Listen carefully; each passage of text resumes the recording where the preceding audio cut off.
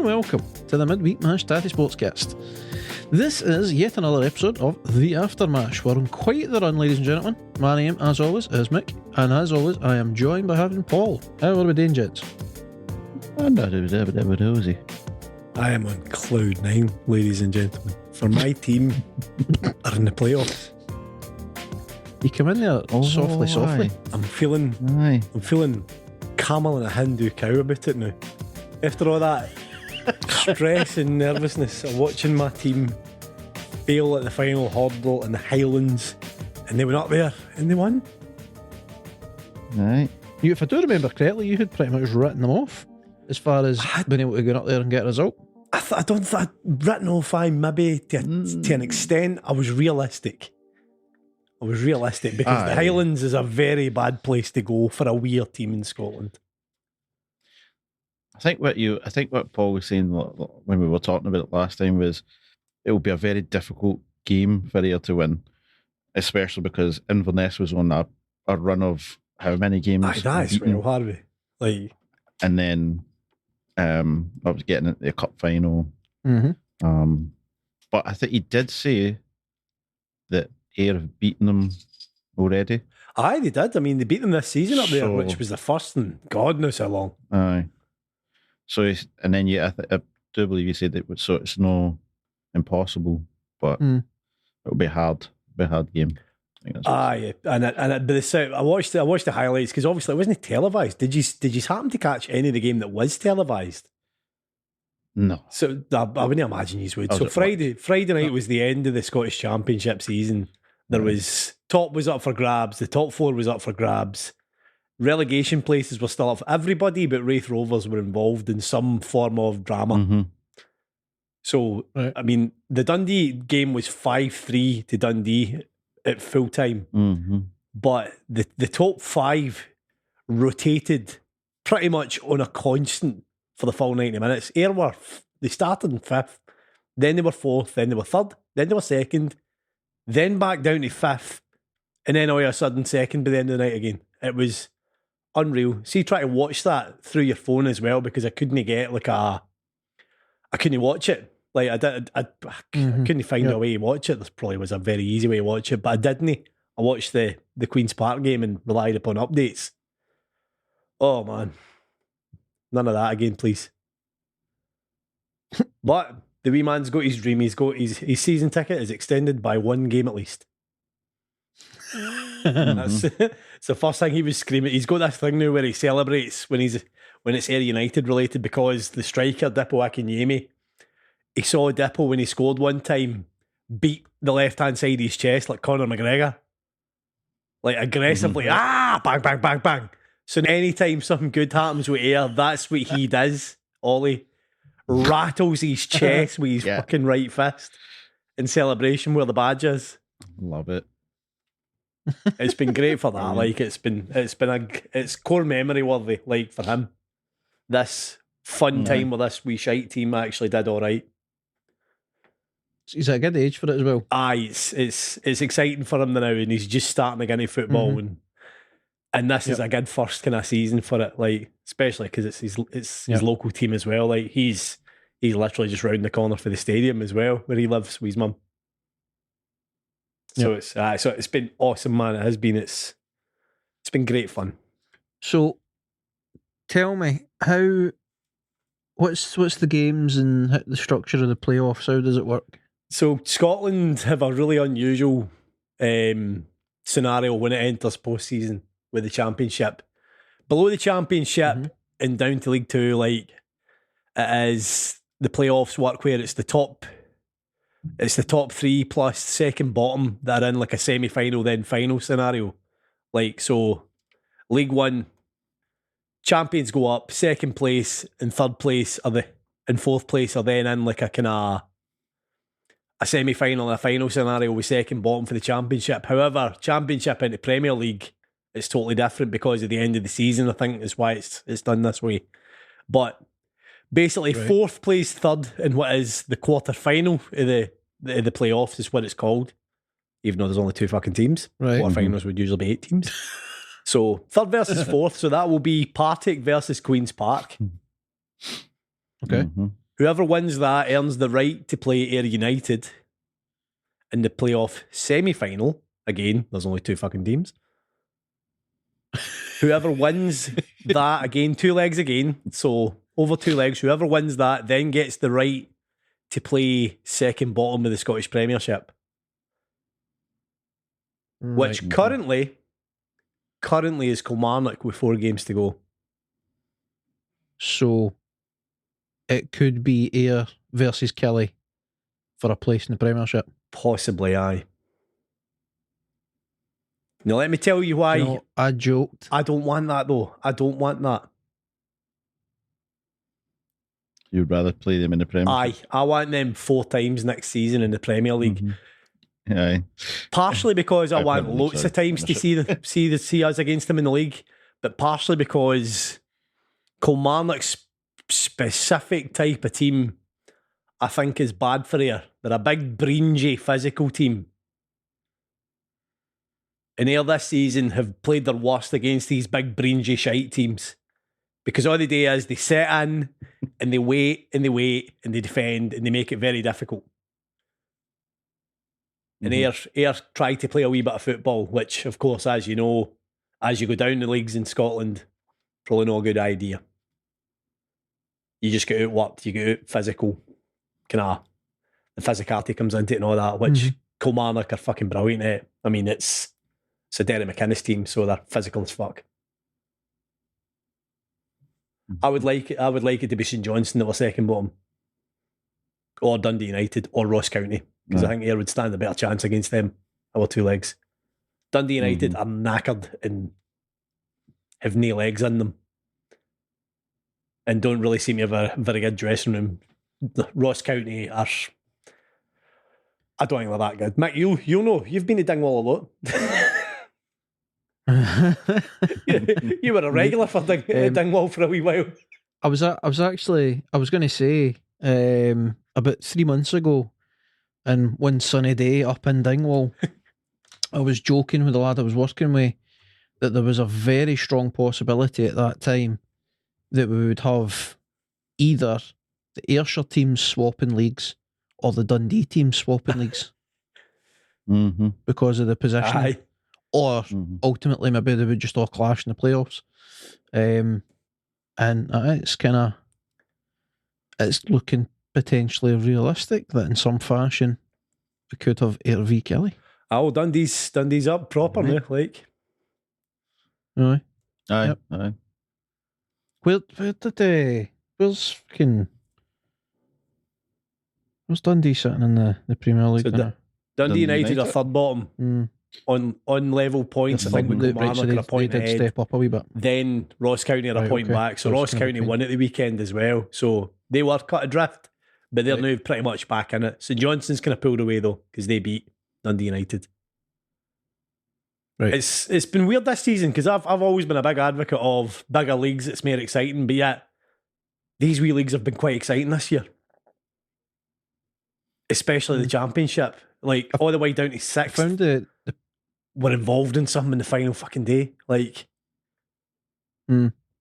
it's kind of proven it's. I found the Premier League very, very predictable this year. Aye, I mean the Premier League's other than a couple of results that are a wee bit left field. You know, like Aberdeen smashing Rangers and that sort of thing. Like, There's been a few surprises, but for the most part, it's been quite predictable. I mean, you're always going to get that predictability with the Old Firm, but I think then the counter argument is 3rd to 6th is still pretty much open to any of the 4 teams there in the kind of the Championship group. Like Aberdeen currently have it the new, but a wee bit of bad form, and Hibs, St Mirren, Hearts could be 3rd, and that's guaranteed group stage football for whoever.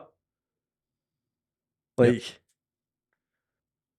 watch this space. Join us in a few weeks' time for the Ayr United updates. Aye, well, it's the 26th. You need to wait. I think it is for the playoff second leg, which I'll be at with Ollie and my dad. Aye. Right. So Tuesday is the first leg of the quarter final. Then they play again on Friday. Mm-hmm. The 12th. Yep. Then the first leg of the semi-final is on the 19th of May. And then, as you said, Paul, the 26th of May is the second leg. And then the 1st of June is the first leg of the final. And the 4th is the second leg. Second leg. Okay. Mm-hmm. Nice. And the final will be live on Sky Sports. That's wild, man. As well, by the way. Mm-hmm. When's that scheduled for? Is it scheduled? 8 o'clock kickoff, and then so the first leg of the final is 8 p.m. and then the second leg is 4:30 p.m. I've got to say, I really not a fan of finals being 2 legs, because it's not a final, is it?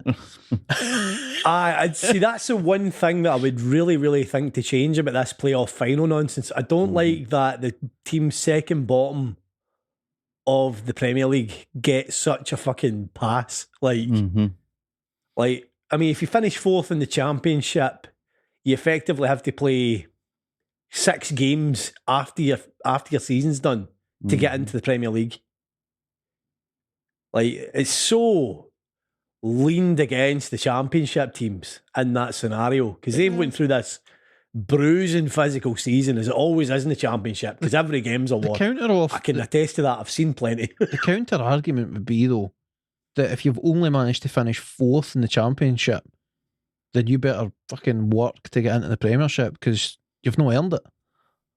I mean, there's that. You've not won the league or came second, depending on what kind of alternative format they have, whether it's, top 1 goes up and then a playoff for second, or top 2 go up, or you know what I mean? Like, so to have this sort of situation where 4th has a chance, I think then they've got to take what they can get.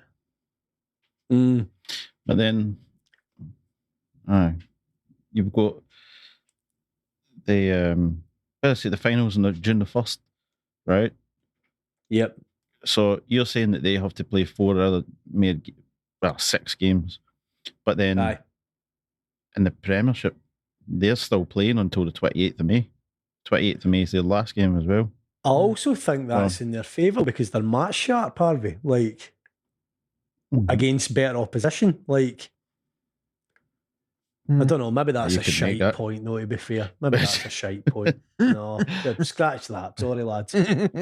I'll withdraw that. That's pish part for me.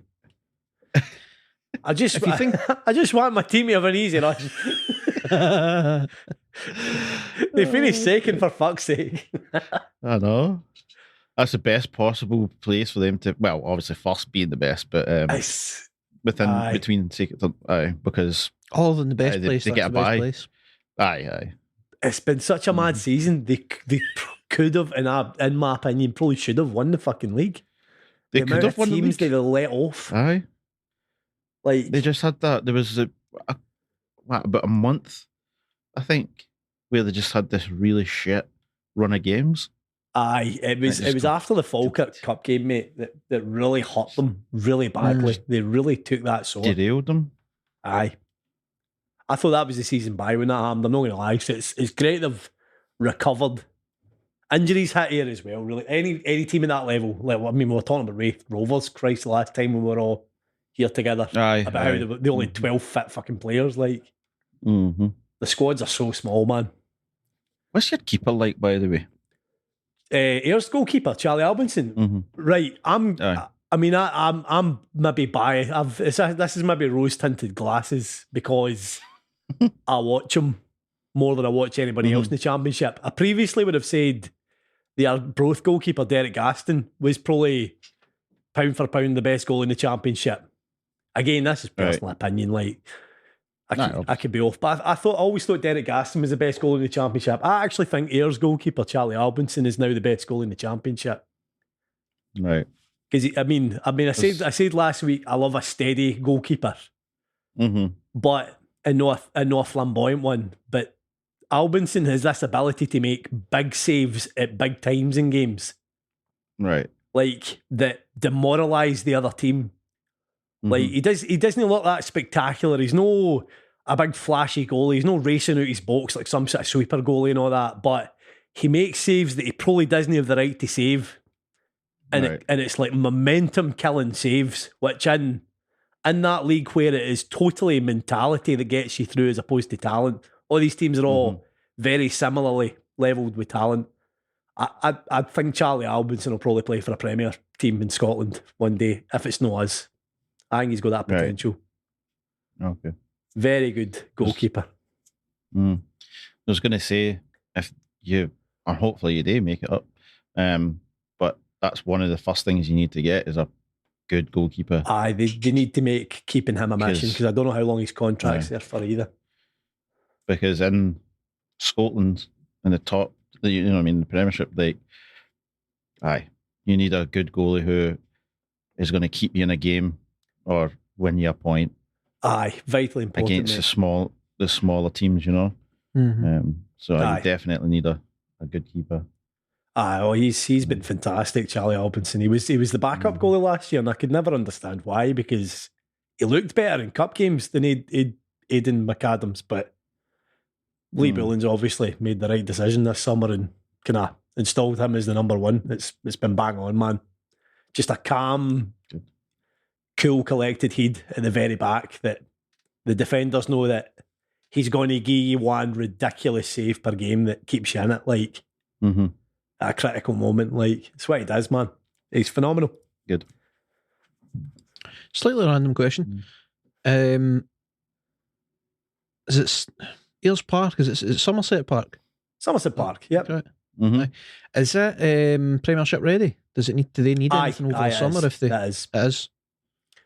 The rules changed, so they did. So standing is now sound, and they're also building a new stand actually next year on the far side of the pitch where the director's box is. So that construction starts in the summer. Right. Okay. Nice. So there's going to be, I think it's an extra couple of hundred seats. An extra couple of hundred? It's no many seats less, a few hundred more seats effectively, but we're standing below it, a roof over the top, and I think they're redoing like the hospitality suite as well.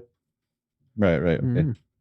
So they're who owns Ayers? Is it still that guy that had the gambling?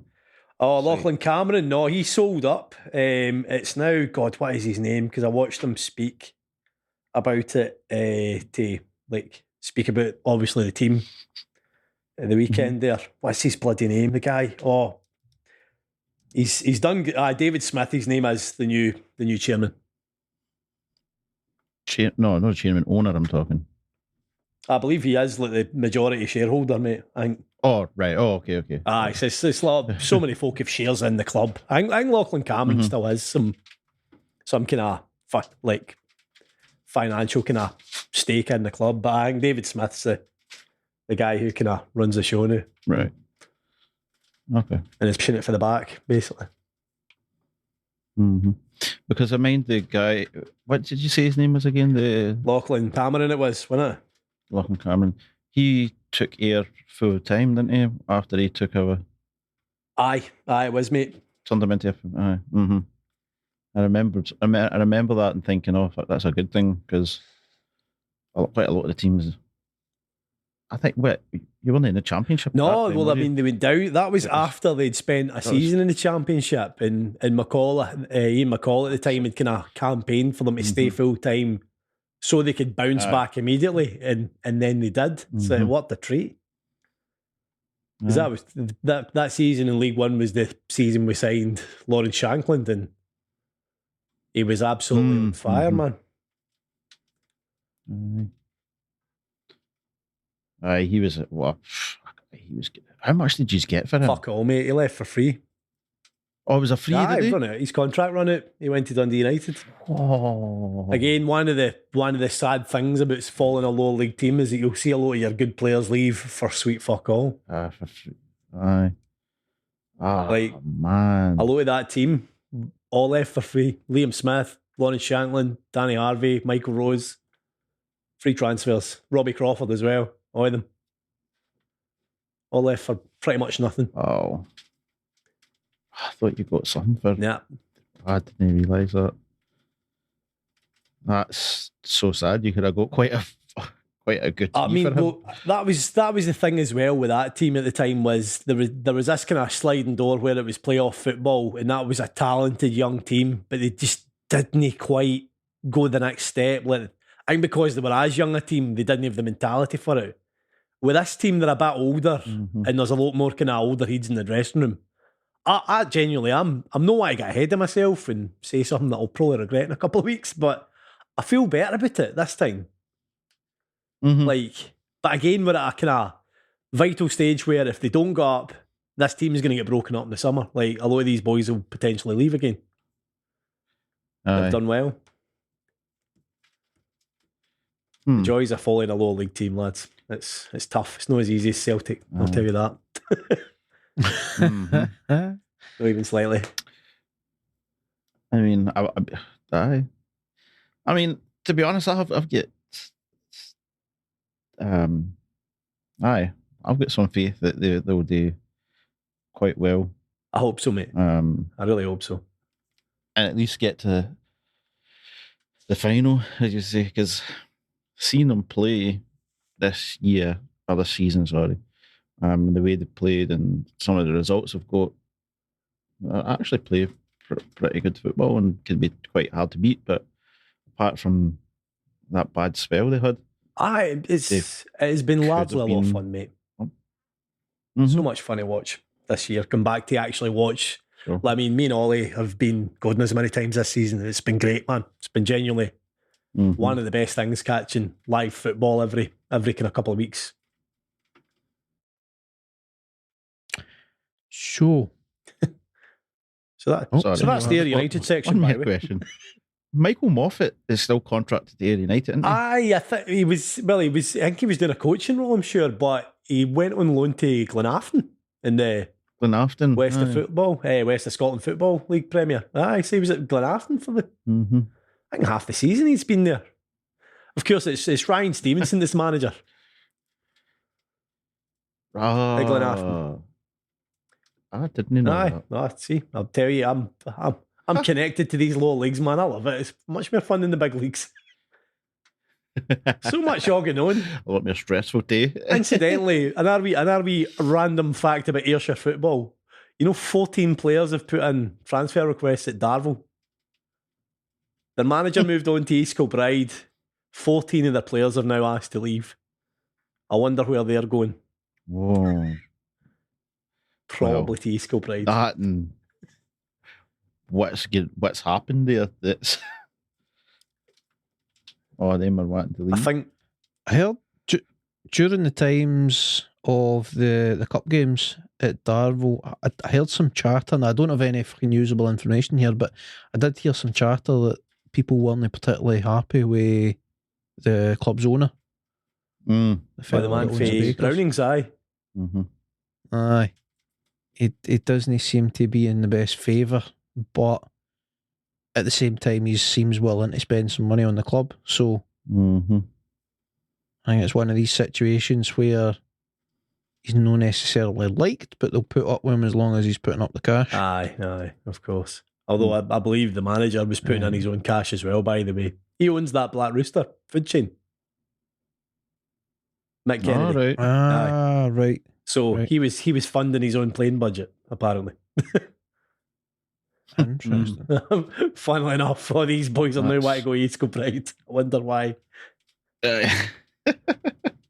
So I wonder if he's Well. got some kind of deal over there. Like, is he going to go and sponsor East Coast Bride or something? Wouldn't be surprised if they're running about with Black Rooster on their taps next year, mate. Never been. There's one in here now, a Black Rooster. I've never ever tried it yet. Peri peri chicken. I've heard. I've been hearing they've been popping up in places. Aye. Right, seeming like it's doing well, but it's one of them where they're expanding awfully quick for a restaurant. A wee West of Scotland restaurant train, aye. Where is the money coming from? Where is the line? The bank. So, Aye. moving on. Moving swiftly on. Not that I don't enjoy talking about fucking lower tier football. I mean, I've got random chat coming in my arsehole tonight, lads. I'm not going to lie. Wait, I'll tell you what. I'll interject the last time because I need to tell you this because I didn't tell you yet. Right, Friday night prior to this football drama, Lisa gets a new car, lovely new car, but she's rushing about, and we decide we're going to get a chippy, right? Oh. So we go on to Just Eat to find this chippy, Kadir's chippy we were looking for. It's in Barhead in the main street. We try to order, but the collection option isn't working. So Lisa Googles Kadir's and phones the number. For God's sake, this isn't working. Can I just date her with the phone? After some to and fro, she does indeed place the order over the phone, but doesn't pay for it. We then, 10 minutes later, go down to the main street in Barhead, and I go into the chippy. Oh. Hello, can I get... we phoned up for a collection, is it ready? They're all looking at me like I've 3 heads. By this point, I'm getting quite hungry and a bit confused myself, so I'm going... It was 2 kids' meals. I'm rattling off the food order, and then... The owner, I believe this is Kadir himself, says in his kind of Turkish tongue, kind of twang, is it the place, is it the Parkhead one? And I'm going, Parkhead? What are you talking about, Parkhead? Then his worker says, there's a Kadir's in Parkhead that Kadir owns. And I'm going, what? And my eyes are open like fucking cat's eyes in a cartoon. What are you talking? What? One of them is then on the phone and then shaking his head looking off a sad. And I'm going, what? Lisa had ordered a chippy in Parkhead. It was sitting in Parkhead. Of course, what I basically did was I then panicked and went, I'll be back in 2 minutes. I went to Lisa's car and I was like, go, we need to go. So I can't show my face in that high street in Barhead ever again. And not just that, I'm wearing an Air United top. How many people in Barhead near Glasgow are wearing Air United tops? I'm rememberable. I'll get made. Oh, God. I've cost this chippy on her 40 quid. Nightmare. Oh, God. So, going by that, he's didn't make the journey over to Parkhead to pick up your food then? May have left the food in Parkhead and ordered this from a separate chippy, yes. And selected delivery this time. So, Mr. Kadir, I am so sorry. Blackpool for all the chippies. Fuck driving to Parkhead. Nightmare. 15 minutes. You might have made it on time, but your food you'd need to eat it in the car. It wouldn't make it back to Barhead one. No. Across a busy Glasgow in a Friday evening. Fuck that. No, for the best fish supper in the world would I make that journey. It's only a 19 minute drive, old boy. Oh dear. The problem with that 19 minutes though is that we had kids to get into a kids club in 10 minutes. Thus we stopped to the corner shop and bought the poor wee souls Chicago Town pizzas. Yes. And then we the chippy while they were in the kids club. So the 2 youngins get totally shabbed. Dirty bastards. It was all his idea as well. Oh, to be fair to him, he took it like a champ. All he asked was, can I just watch the Fatba later on? And Lisa was like, well, we'll see. Of course we watched the Fatba.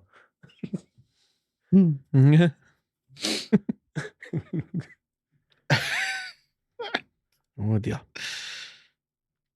So, So, if I could, let's move away from championship football and chippies. Prior to coming on recording this evening, we were watching the Formula One from Miami. Mm-hmm.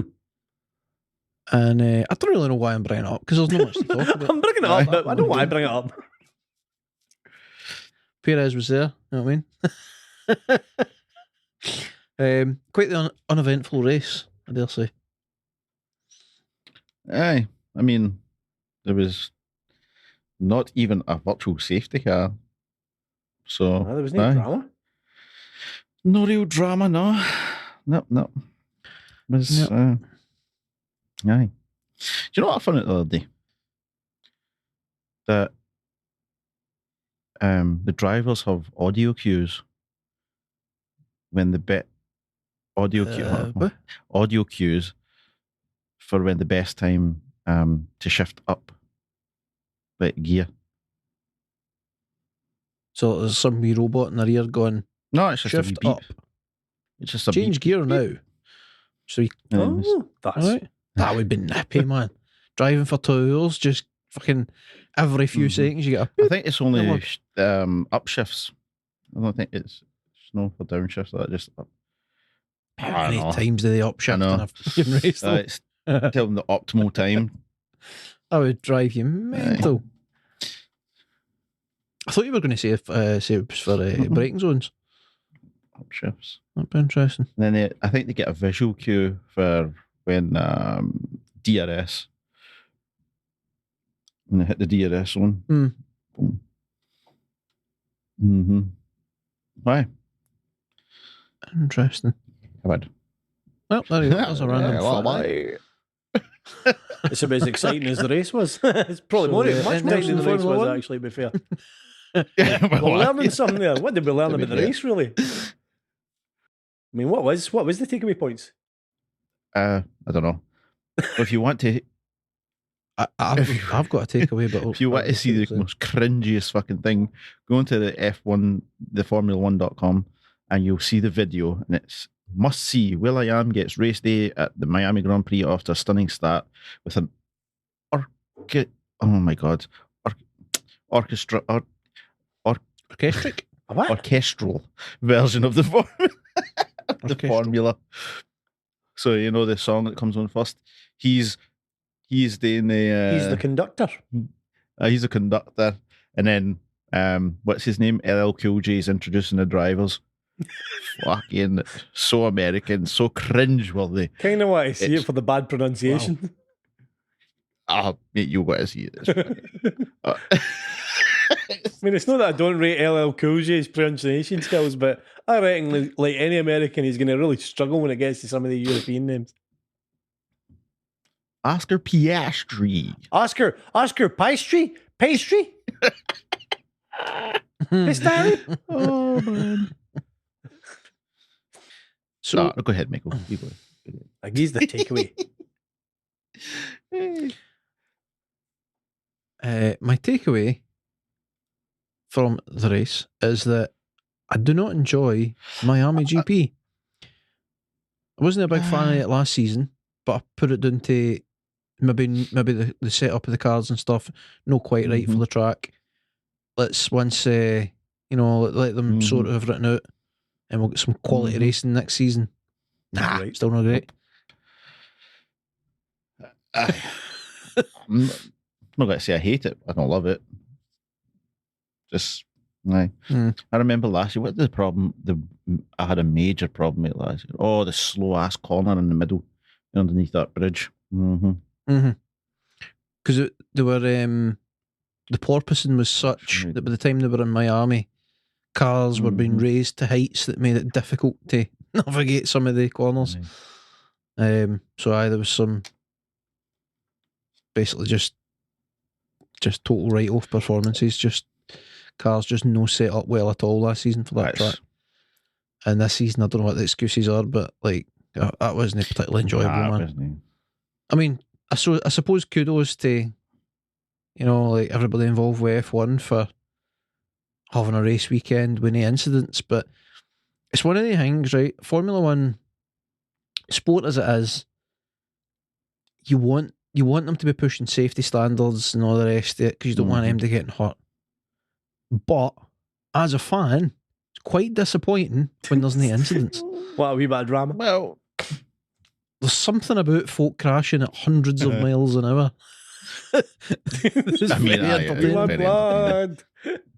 I mean, I wouldn't mind if there wasn't any incidents as long as the race was a cracking race. Like, there's plenty of overtakes and this, you know what I mean? That's the thing. Aye. Jockeying for position and such. With that, it wasn't really.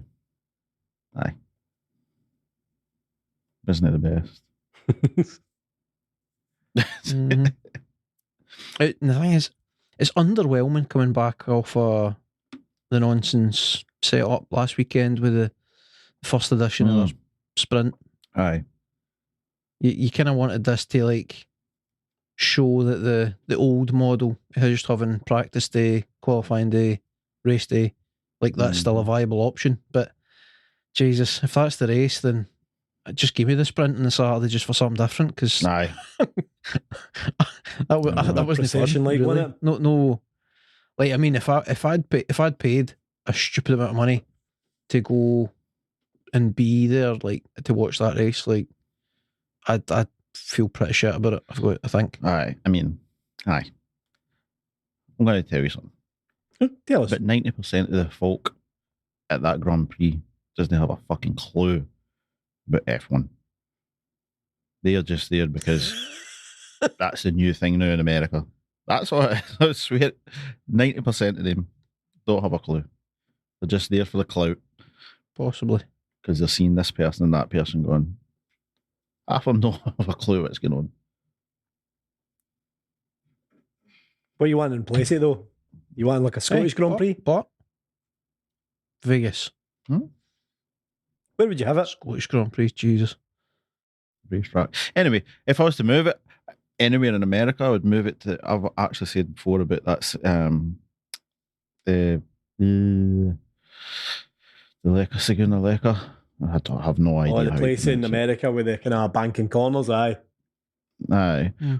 Obviously, it would have to get upgraded, but. There's at least a track there though. Aye. I'm holding out hope for Las Vegas. If that's cool, then Miami's worth it. I mean, because Miami's helped get us Vegas. So if Vegas turns out being cool and bringing in a lot of money to the sport and helping with other things, then maybe it's all Laguna worthwhile. Seca. I don't know. Laguna Seca. Laguna Seca. Laguna Seca. But I mean, we'll wait and see what Las Vegas is like. Hopefully, I mean, going by the artist drawings and stuff, looks like it would be pretty fucking cool. So I hold out hope for it.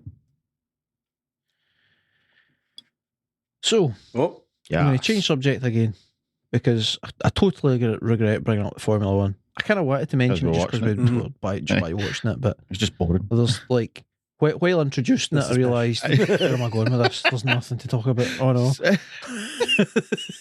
So, moving swiftly on, the giant elephant in the room that we haven't yet spoken about. We touched on it last week, I think, or a week before, one of them. We mentioned that we're planning a trip to London, but now it is 100% official.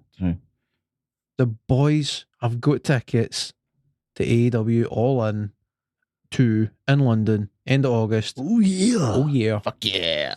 Yeah, Oh buddy. yeah, brother. Which is? I am incredibly excited, I've got to say. I'm also excited. I'm not want to compare it to anything because it could get me in trouble. But I'm as excited as I've been for anything in a long time. Buzzing Disney cover it, lads. For real. It's going to be fantastic. It's even more mental that the 3 years are going, and obviously Sandy's coming as well, which is just it's going to be a tremendous wee weekend, man. The honorary Tattie. It's going to be brilliant. So, furthermore, if you're into merch, look out for merch designs dropping in the next couple of months. Looking at doing potentially a couple of new designs that will be sort of all-in specials. And then furthermore to the furthermore, there may very well be a wee competition in the near future on the podcast or on the podcast socials to win a couple of tickets to All In. So you, listener at home or wherever you may be, may also have a chance to go to this once in a lifetime show. Holy shit sauce. I didn't know you were going to drop that in there. Fuck yeah. Oh, just put it out there. Jesus. Indeed. I don't know the house yet, but there is a couple of tickets there that I can put up for grabs. So we need to figure out how we're running the competition and such, but the details will be released once there is a plan in place. Details to follow. Stay tuned. Details to follow. Yes. By the way. Yes. You know when you were talking, you were like, wherever you may be. You know, in my head, it just flashed back to this song that the Man United players, Man United fans used to sing. The party song. You know, you heard it, part, wherever you may be. I don't really want to sing the rest of it because it's a bit controversial. Oh, it gets a wee bit racist. That's right. Nah, I remember the very well. I'll just sing that for your own. I know. Crazy. Michael, have you heard it? You want me to sing it? I don't know. No, I don't. No one recorded. Tell me later. Post recording, date a voice note. Dear God. If you do it now, all you're doing is getting extra work and editing. Yeah, it's just going straight in the dump valve. All you hear is a klaxon. Over the top it. That's exactly how it would just be park. And then it's coming back in going, oh dear. I just the reaction noise. Scene missing. Oh, Christ. But aye, buzzing, man. Fucking buzzing. It was a very stressful week trying to kind of secure the tickets. Certainly in day one of the pre-sale, there was a wee bit of drama trying to work out what we were doing, but I think we've got very good seats to see this. We've came out with pretty damn good seats for a reasonable price. Aye. And potentially, as I say, a couple of tickets to give away. So win all the way around. Definitely. But very stressful. If any of our listeners happen to work for Ticketmaster, fucking have a word, man. Jesus. Ticketmaster. No need for that. Have been, they're so bad. Aye. They've been called out in the past for this. And recently, was it like a Selena Gomez concert or something where just was ridiculous?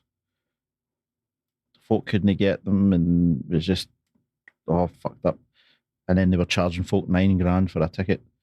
Like, aye. Jesus. Oh, they get all scalpers. Ticketmaster. Ticketmaster? I think they fucked up. It was an accident, man. But it was. Shit. So, right. Kind of mind. Weird, but that's disgusting, man. Mm-hmm. Literally, it is a business that is designed around selling tickets, and they are literally the only thing selling fucking tickets. That is literally their only job is sell tickets. I mean, they're called they're not called. You might get a Ticketmaster. if we're feeling like it, you'll get a Ticketmaster. They've a cheek to call themselves a master. Actually, should be Ticket Apprentice. Honestly, Ticket Pricks. That's what they should call themselves. Incidentally, have you seen how many's been sold? All of them? Well, rumours are all of them, but the only confirmation has been for Friday, which is by 60,000. There are certain official numbers are north of 60,000, but it would appear that they're sold out. Wow. But we don't know the actual official number that's been released. I think in one report they were saying that 70,000 tickets have quote unquote been sold, but then they've said like it doesn't mean that all the tickets have been distributed, is what they said. So aye. It's a weird way of saying. But because there will be some for corporate and all that, of course. So they've said but they opened up another another couple of thousand seats. So they have. Jesus. So I'm on Ticketmaster right now, and it's telling me there's 700 and wait, hold on, let me just change that just to make sure. 830 total tickets available to buy right now from Ticketmaster. 830. However, I'm scrolling down the list, and they are all resale tickets as far as I can see at the moment. Fuck a duck. Well, I mean, so it's they sold 35,000 in one day. So, aye. First day of the pre-sale. Aye, the pre-sale. Sorry, wild. It's insane, man. Yeah, it's like absolutely insane. I think Chris Jericho said. Okay, so they're not all resale, but most of them are. Did you see the issue? I mean, I think I sent you the screenshot of the Twitter issue with the guy for ESPN boxing. Oh, that fucking twat. Where he was talking about, there's... What is that all about, by the way? With ESPN guys and these likes? Aye, but saying that they had all in configured for 40,000. You what, sorry? Aye, that's just weird, man.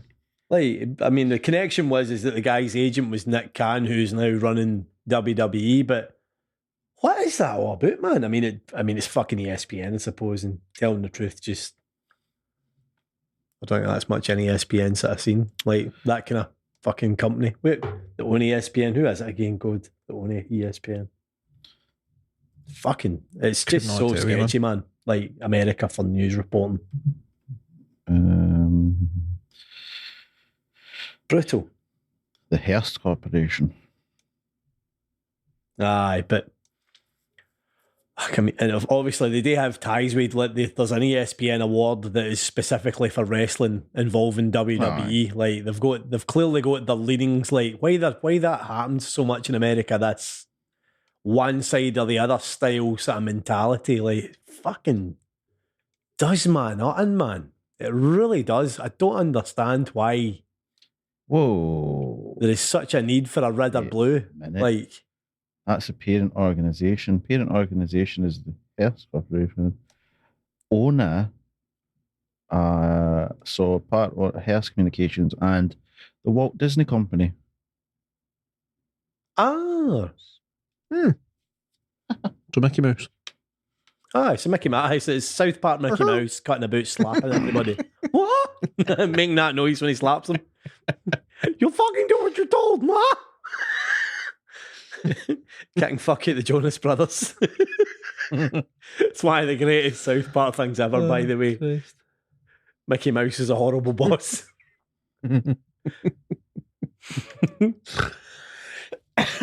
Mickey Mouse is throwing a hissy fit and has became a 50-foot kaiju.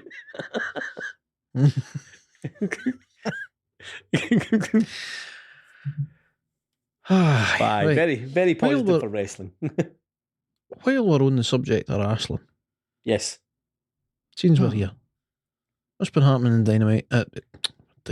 What's been happening in AEW this week? AEW in general. I'm trying to scad my fucking brain. What did happen, God? God, what happened? So we had Dynamite. We did have Dynamite. And I'm trying to remember what the main event was, and I'm struggling, quite honestly. I know, I saw Matt. And it was an alright episode as well. I can't think what it was. God, what was it again? Oh, there was bloody there was Roddy Strong's debut. 4-way. Oh, I opened the show. So that was Jericho Appreciation Society. Aye, because there was Jericho get Adam Cole chucked out and then Britt Baker slapped the fuck out of Jericho, which I quite enjoyed. Yep. Great plus. Yep. There was the Outcasts getting a bit of... I mean, is that story done now? Because they got attacked by Shida post-match after Saraya beat that's Willow. something I wanted to ask, actually. Aye. This bugs my brain when this happens. This is maybe the third time I've seen this happen in AEW, where they have a feud. then prior to a pay-per-view where logically you would have the culmination of said feud, you have the babyface or babyfaces get a big win and come out looking like the champion, like they've totally mugged off the heels. Why is the feud no done then and there? Aye, I mean, that's what I was going to say. Is that the end of the feud there? They literally sprayed AEW on the three girls. Yep, that should be it. That's be it, the full stop. They've pretty much full stopped it. They've went full circle with the story. Yep. Shida's back and healthy. Like, they've got their win. They've embarrassed the Outcasts. Oh, I totally. What made us there today? Aye, game's over. If you do anything else, you're just rehashing it. Yep, pretty much. Very unusual. My brain, man. Very unusual. My Wasn't brain. that sure about it. I remember now. Main event was the tag match. It was MJF and Sammy coming out to a mashup of their entrance musics, which I thought was quite funny. So it had the Do you know that the Sorry? saving grace of this wee feud thing they've set? It should have been really good, but the only thing saving it for me is the hilarity between MJF and Guevara. Sammy. Aye. Aye, Agreed. Very, very. because good otherwise chemistry. it's no been great. I think they've Aye, overdid it, haven't they? Do you know? I think they've fucking booked it prematurely. Is what they've done. I get why they're doing it now with MJF being that's him world champion, so it makes sense that the others would see that and want to make the step up as well. And the fact that just he's in a place in terms of his booking where, you know, that your other kind of top of the card stars are locked into feuds elsewhere, like with the Elite versus BCC and stuff like that. So Aye. it does sort of make sense in terms of timing, but I don't think that the rest of them are ready for it. Aye. Certainly not in terms of on the Aye. mic skills. I think that's definitely been shown up with this feud is that Jungle Boy and Darby are, while valuable, they're very much mid-card wrestlers, I think, unfortunately for them. Mhm. I'm sure they believe that they're ready for it. I think Jungle Boy certainly thinks he's a top-of-the-card wrestler, but I don't think he is, I'm afraid. I just don't. I think he's been shown up to be really not that fucking exciting. He's a good wrestler. And he can on occasion cut a fantastic promo, but his dance partner needs to be fantastic to elevate him to the level. I think the issue with this, Mick, is that they have a lot of big things later on in the year. They have the Forbidden Door to a massive crowd in Toronto. Obviously, we've got All In that we're going to. Then they have All Out the following week in Chicago, of all places. And there's a lot of things coming, so they needed something to fill the spot, and they've tried to go away, making it exciting in a kind of look how well we're doing sort of way. So it's the four pillar. They've pressed the four pillar button. Aye. I mean, it's going to be a formality. About a year early. Aye, it's about a year early, but it's going to be a formality. MJF will win because he's quite clearly the biggest star, and there's the issue that you might never get this chance again. Should MJF choose to leave AEW, the Four Pillars match fucks off. Yeah, at the end of December, if he wants to go to WWE, which I think, to be honest, he probably does, because I think he's probably a WWE fan at heart, MJF. I mean, you can argue how that goes when he gets to WWE. Personally, I don't think it goes as well, because I think WWE will always be WWE, and he can't work as freely as he possibly would. But to get back around to my point, I think that's why they're doing this right now, is because there isn't another time to do it, and it's a good wee placeholder kind of feud for MJF for now. So it's something kind of outwardly exciting. It just hasn't proved to be as exciting as I think they thought it would be. Yep. It should really be. I mean, even if MJF's going to cruise through it should really serve to elevate the next sort of member of that club, if you want to call it that, to the main event level. Like, at least one of them should be propelled through this onto bigger and better things. But right now, it's just no doing that. And also, it isn't helped by the fact that Darby's coming off of doing nothing really. Like, he was TNT champion no that long ago, but it was long enough ago that it's meaningless to this feud, this angle. Jungle Boy, his story with Christian went to shit because of Christian's injury, obviously. But really, that was down to injuries, I think. It's not his own fault. But the booking and how that sort of came to an end is just no done him any favours.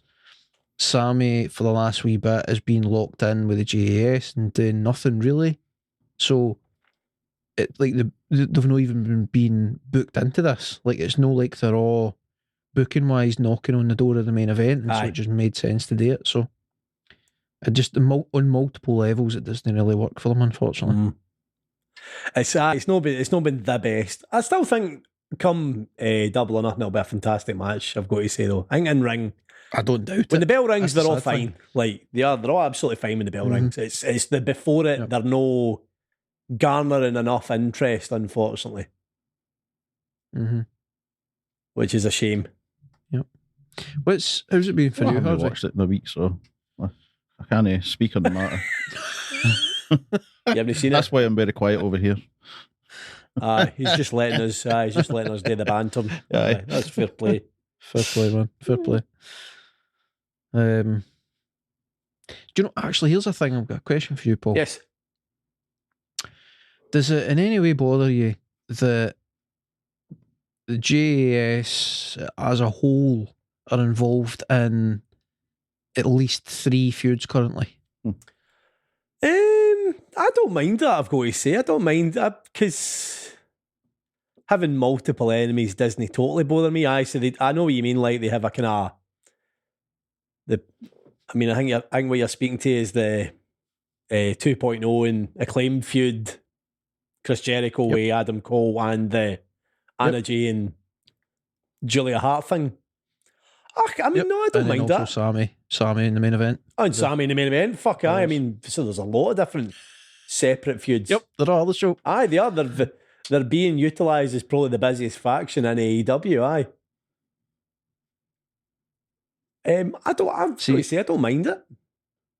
Right, okay. I don't have a great opposition to it. It doesn't make me angry or anything, right? I'm not crazy about it, but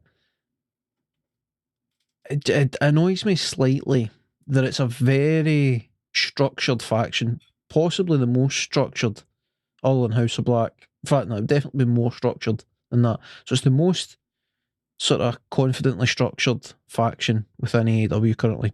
Chris Jericho is unquestionably the leader. Jake Hager is unquestionably the big fucking meatball musclehead. You know what I mean? You've got your clowns in 2.0. You've got the Pretender and Sammy. You've got the up and comer. You know, the one that's actually the second to the throne, as it were, and Daniel Garcia. Like, it's all, and then you've got your de facto woman in there, which is horrible to say, but they're obviously the factions based on wrestling tropes and being sports entertainers, so it is what it is. So, like, for that to be so defined, and then they're just all other soap in terms of how they're being booked now and the different feuds they're in. And none of the feuds really, well, I mean, you could argue Jericho and Adam Cole, they've booked their way into that, so that makes a certain amount of sense. But other than that, they've all just found themselves involved in these different things for little reason, and certainly no really anything to do with the faction itself, which I just find strange. That it's not actually about them being sports entertainers anymore. It's just that they're that too as well. Aye. Like their shtick doesn't really matter now. Aye, their original plan has kind of disappeared, which was about being sports entertainers in a wrestler company. Aye. The other thing is that it would make a lot of sense to have, while Sammy's involved in the main event stuff, it would make a lot of sense to have wee skits where you have Sammy and Jericho interacting with one another, and it's getting a bit iffy, like they're getting bitchy with one Aye, another. because Sammy's challenging Jericho's for the world. not in the main event. Aye, Sammy's gone for the world title and Jericho's not even slightly on the scene, and Jericho's having issues with Adam Cole, etc. So, like, lay the foundations for a big match between them in the future. Aye, But it's just no. Aye, it's maybe a wee bit of icing in the cake that would be good to kind of make sense of it, certainly, mate. Aye. Yeah. I can definitely see that point. Did you watch the film deletion by any chance? I was really trying to no mention that, quite honestly. Where do you fall in these deletion matches? I see a cinematic style match done right can be entertaining, is how I will put it. But I'm not the target audience for that. I'm the type of person that enjoys a very sort of stiff worked match. I like something that's technical. I like something that's sort of shoot, if you will. It's no for me really. No these days. So is it to the point where you've seen it too many times now? No, but it's certainly at the point where I'd rather no see it in AEW. I mean, that's a fair enough point. That's a fair enough point. I can see why folk love them, because they're ridiculous. And sometimes wrestling is really ridiculous. Aye. I think with everybody involved in that match and where it's went in terms of the whole feud and the story and the evolution of Jeff going away because he's an idiot, can't get out his own road, and then Matt Hardy and what's the fella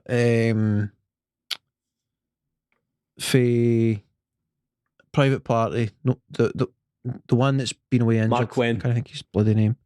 Quinn, right? So like with him being away and with Jeff being away, like they kept the Matt and Isaiah busy essentially. Aye. And then they had the firm because CM Punk did what he did and he fucked off. Like the plans for the firm got hit in the heat, so then they needed something for the firm today, so they made them a bit of a comedy act, which apparently was what's his face? What's the my brain's not working tonight. The mouthpiece. Stokely. I'm here every week basically to remind you names of wrestlers. Do you ever realise that? Indeed. I'm basically your cue card for fucking wrestler names. I was listening back to a podcast and I'm like, I literally jog his memory for every wrestler name. He knows exactly who he's on about, but it all falls apart of the name of the wrestler. I know. The name just, apparently it's not important in my filing system. I just pop up like a fucking, like a name genie with the name every time. Oh, Christ. I should treat you like a wee fucking AI thing. Hey Paul, what's the name? Bot, who am I talking about? Looks like a fucking bumblebee. Oh Christ. So apparently it was Stokely Hathaway's idea to make them maybe a comedy act because they didn't care what to do with them after their booking fell apart. Aye. Anyway, so I can see how and why they go to that match, and I can see why people would enjoy it, and I wasn't offended by it in any way, but I would have preferred that be something that was like on the buy-in to the pay-per-view or something. It didn't need to take up that slot on telly. I'm rewatching it now as we're on the actual podcast. Matt Hardy fucking loves getting his family involved in wrestling. Oh Christ. What did you think about his kid actually hitting a swanton? That popped me, I've got to say. I love the that. 7-year-old Wayne giving this guy a swanton bomb. The highlights of it was Isaiah and just being him and then diving off the fucking roof of the thing. And then you had the bit where basically everything that Stokely did. So the bit where he was going to get run over. And then the bit in the cinema room or whatever it was. With the younger Wayne, aye. So like, it's basically the comedy stuff I loved. Aye. Because it was funny. Like, I can't argue that. But just the concept of that being a match is just stupid. Aye. Like, it's a skit. It's what it is. Aye, You know a what I mean? skit is definitely what it is. No a match. It's not a wrestling match in any fucking shape or form. I think for me the moral of the story is split up the firm and find something today with Ethan Page and Big Bill. You can't misuse that. There can't miss guys. And Stokely is as well as a total cannot miss wrestling personality. Like, I think just potentially just give the firm a bit of time away and then aye, rebrand them a cool wee them bit. off. Just bring them back in as how they were originally intended to be at some point. Aye. Because like you say, they've got some big hitters there. Like, it really should be pretty awesome. Like, they just need the right story, Yeah. the right opponents. On the upside, however, what about Jeff Jarrett working on a farm? Oh, Christ, we not talked enough about skits. Aye, but come on, that one was worth it. That one was worth it. You can't tell me you didn't piss yourself laughing at Jeff Jarrett in the farm. Satnam hodding that Wayne. Satnam in fucking dungarees, god damn it. Mike was not having it. It's just too stupid. No, oh, man. mate, I'm not joking. Do you know the only thing I'll say about it, right? And it's actually a positive. It's gave me a reason to have some interest in Jeff Jarrett and Jay Lethal taking on FTR. Like, otherwise, I was annoyed that that's the route they were going with their kind of feud and their first challengers, really. That was kind of bumming me out, but you know, they've just about made it work in story. Oh So- no, I'm not going to lie, I'll mate. get a pass. Everything that Jeff Jarrett has done, I have loved so far. I can't believe that's where I am in life. I'm enjoying Jeff Jarrett as a wrestling fan, but fucking hell. Do you know that I think the biggest thing that annoys me, I wasn't going to say anything else on it, but we're here now.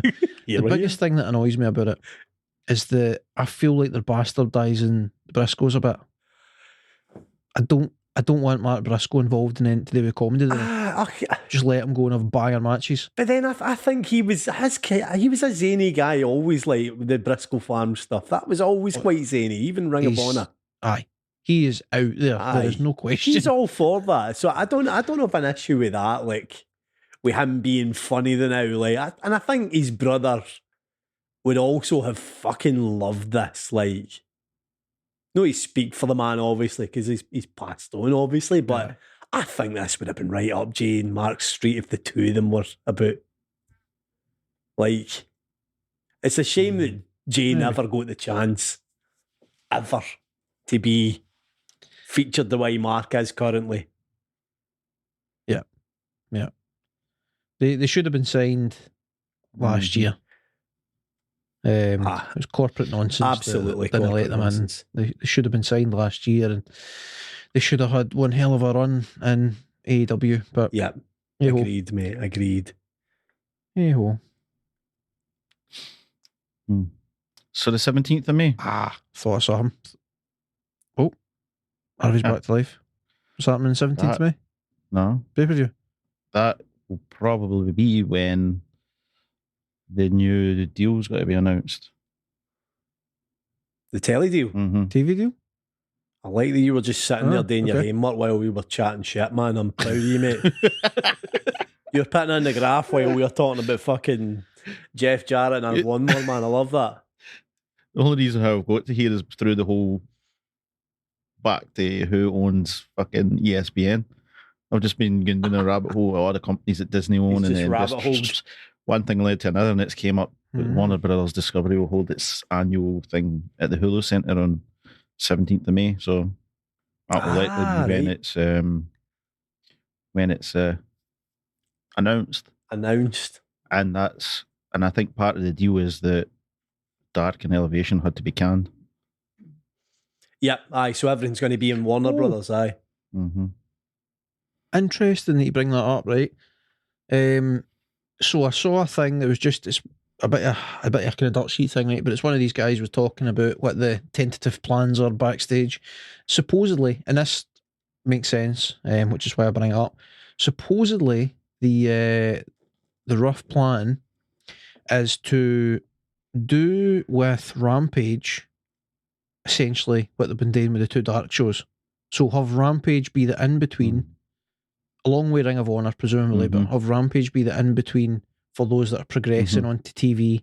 So the guys with less TV time, less experience in general. Rampage is the show to break through on. And then so the top shows are then Dynamite and then Collision. Presumably Collision then is going to be a 2-hour show. So they'll have their 2 featured 2-hour shows every week on telly. And then they'll also have a 1-hour slot on TV where they can get guys experience. So basically there'll be some crossover on Rampage, but don't expect Rampage to have any sort of story beats for anything big that's happening. So it'll be the building blocks there a few then, is what you're saying. Rampage is predominantly going to be for development then. It'll be one-offs, like there'll be mini feuds that'll happen within Rampage, solely within the walls of Rampage. But unless it's something that it's like a kind of throwaway match on Rampage that then spirals into a bigger feud that kind of comes to an end on Dynamite or Collision, you know what I mean? Like it kind of grows legs. The likelihood is the big stars are not going to be in Rampage that often. Limited in terms of marquee matchups, but what it does mean though is that Rampage will be very worth watching because that's where you're going to see folk breaking through. Oh, that's been kind of the theme of Rampage lately though, hasn't it? I mean, aye, largely. You could argue Well, they're that. just starting to transition. You get a lot of debuts on Rampage. So Collision and Dynamite are going to be 2 separate shows. You think there's going to be any crossover? Aye, so actually I'd seen an update on that as well. So previously I'd mentioned that the chat was that there was going to be like a soft brand split, and basically anybody that was pro CM Punk would be on Saturdays on Collision, and anybody that was pro Elite would be on Wednesdays on Dynamite, and that's just how it would run. But I saw an update that suggests what will happen is most of the time Punk and Co will be on Collision and the Elite and Co will be on Dynamite, but now and again, as it makes sense for stories and whatever else, Punk and anybody else will mosey over to Dynamite for a week to interact with whoever's not normally on Collision and do whatever they're doing on Dynamite. But when that happens, it's very likely that the Elite will either have a week off or they will appear on Collision that week. So it seems like the plan is very much to keep the Elite and Punk away from one another. However, that actually, rather than depressing me, that gives me faith, because as soon as they come face to face, you are thrust into the storyline of what if, like what happens next? What are we doing here? Are they just going to have a fucking proper rammy? Are they going to have a scrap? And then maybe one of them leaves the company? Like, what are we doing? By keeping them apart for a bit, it actually gives you a chance to book it how you want it and to tease it. Aye. And then it all in or all out or double or nothing or whatever pay-per-view they decide to do it, you have that option of pulling the trigger and starting the feud. And then the feud can last for months because they're not on the same show as well. You can drag it out and you can really build up to it. So it could be really smart then this way. And conversely, if they never work together again, there's at least there's place for both of them. Like The Rock and Shawn Michaels never ever worked together. Didn't like one another for years in WWE. Yet we're both massive stars. Like, I mean, show me a Shawn Michaels versus The Rock match. There isn't one. And it's because there was a personal kind of issue between them. Like, they didn't like one another at all. Yeah. Michaels really politicked against The Rock as far as what's he doing here, his pitch. We're better. Stand-up wrestling, shite talk. Bunch of fucking women. Yep. That's harsh on women, actually. I apologise to women. Women are queens, and I am sorry.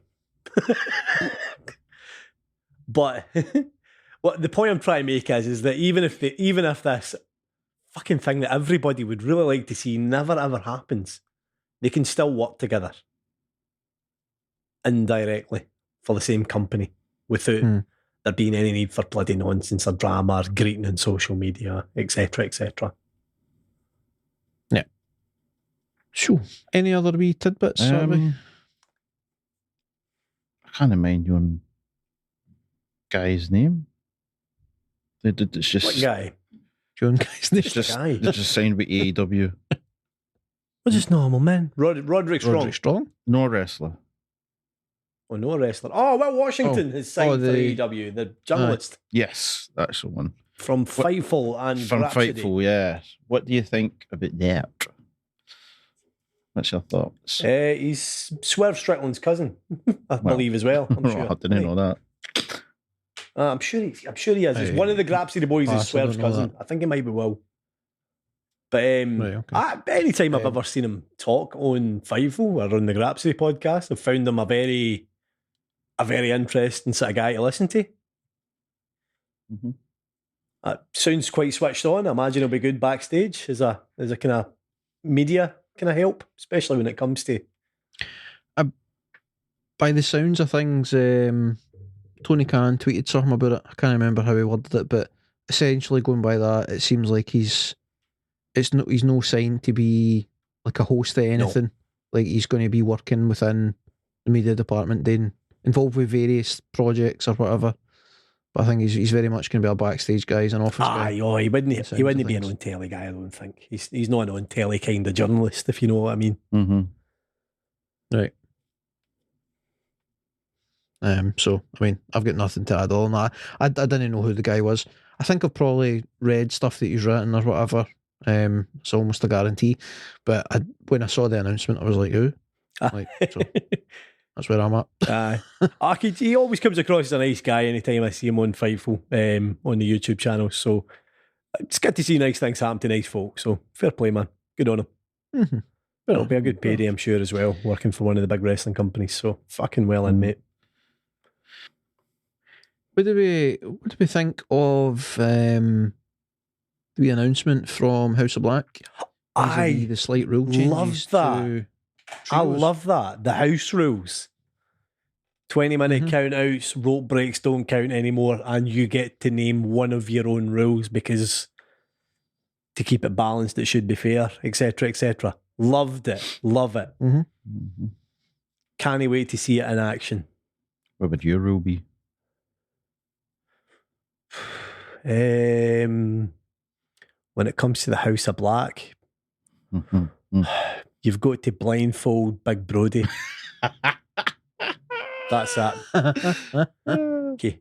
Keep the fucking killer out of the ring. Or at least take one of the killers away. Brody's got to sit in the corner and do that. That's the rule. Brody's got to take the week off and Julia's got to take his place. Julia has to wrestle dressed as Brody. But she gets to wear a shirt because that'd be fucked up otherwise. I don't think they would get that in telly. Fake beard chucked on and everything, man.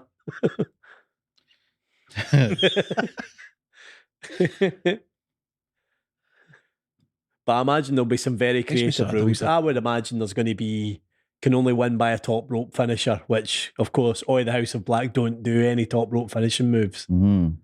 Especially if it's a high flyer team they go against. No outside interference. Curious to see where they go, because the booking's been essentially non-existent for the Trios division since effectively the Elite kind of stepped away to be involved with BCC. Yeah. So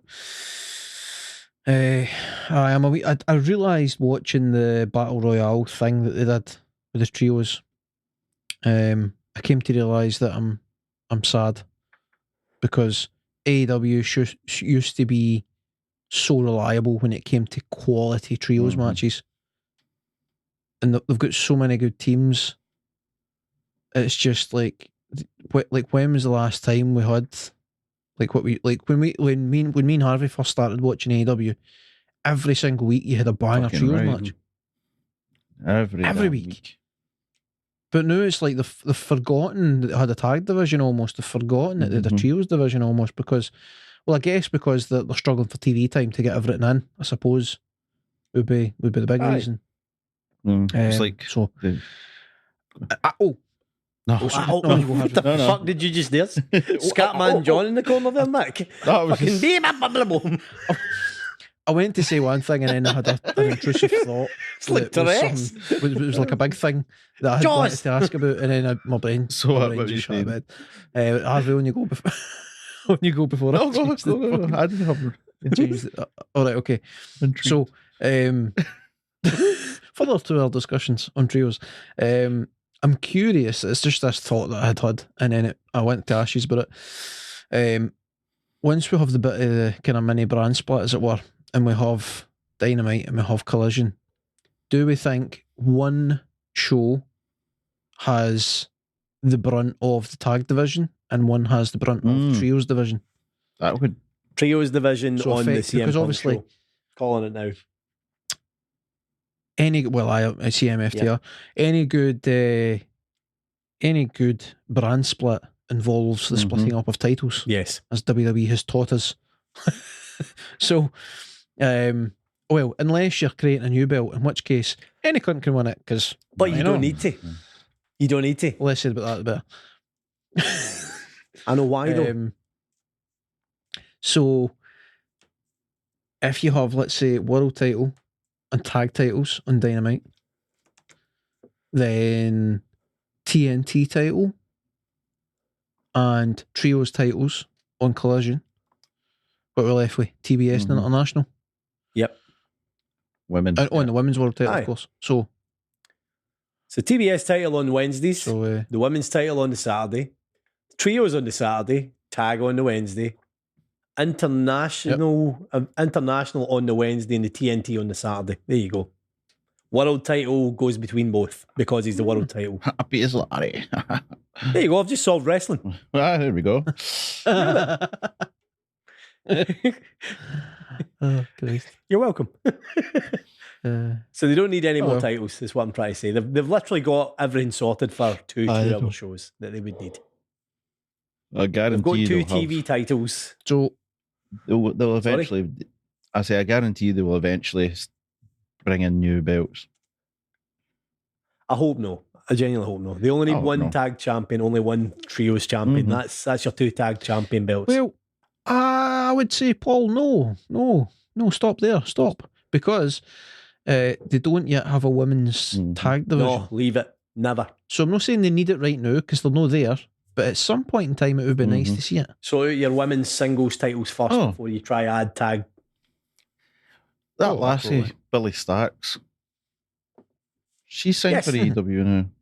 She has, apparently, yes. isn't it? Aye. Wait for Jade Cargill. Aye. Anyway, just came to my head. Sorry. I'm glad you mentioned it.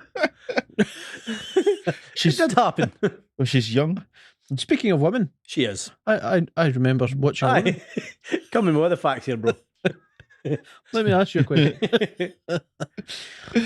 There's a women's title in each show, there's a TV title in each show, there's a tag title in each show, and there's the world title to float between because it's the big deal, effectively. Yep.